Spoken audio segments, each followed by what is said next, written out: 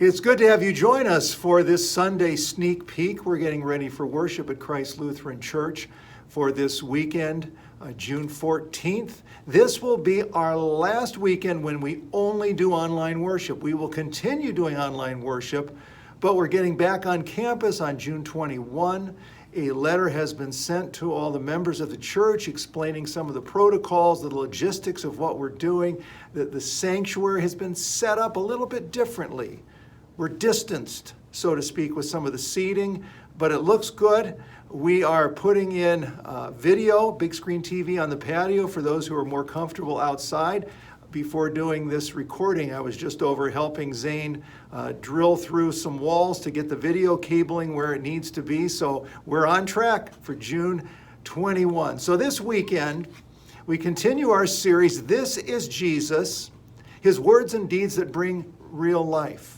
We looked at Mark's gospel last week, kind of where Jesus had his marching orders as the sower or the farmer sowing seed.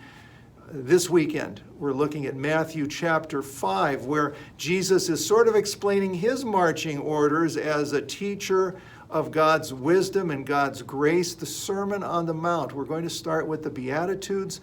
Let me just share a few Beatitudes to put these in our thoughts this week.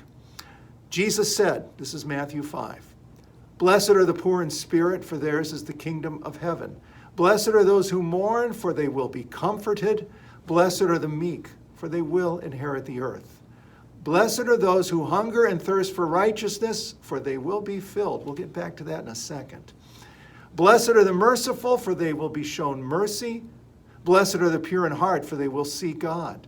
Blessed are the peacemakers, for they will be called children of God.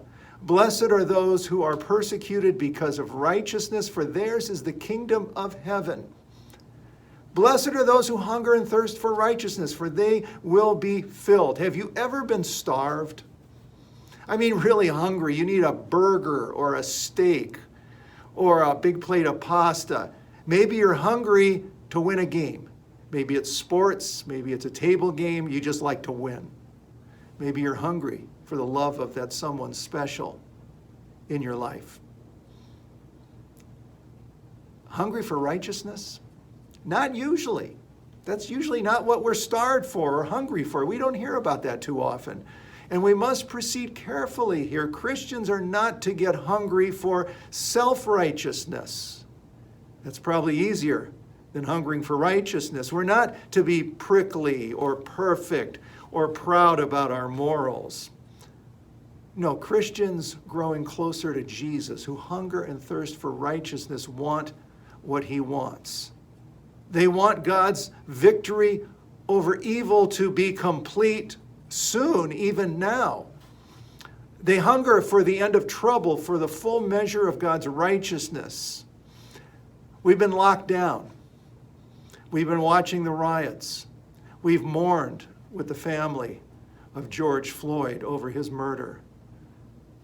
If we should desire anything as Christians right now, we should be hungry and thirsty for righteousness. We should be starved for righteousness, wanting God's will to be done.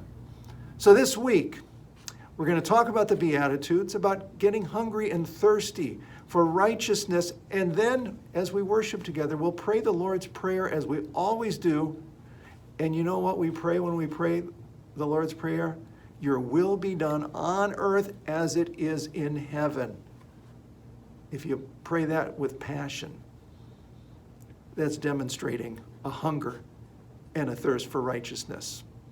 This weekend also, we'll talk a little bit more about Faith 5. It's our new discipleship initiative. And on June 21, if you can make it to worship, we'll have these as a giveaway. If you can't be here, let us know. We'll mail some of these bookmarks to you as a giveaway. Faith 5. We're going to focus on sharing the highs and lows of our journey in life. We want to read Bible passages together.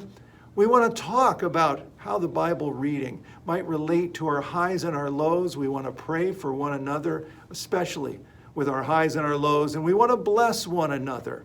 Did you know you can bless one another? You can give a blessing, not just pray, not just feel bad about a person, not just hope for the best, but you can bless them verbally. And we'll talk about that as we move into Faith 5. So we hope you join us for worship this weekend.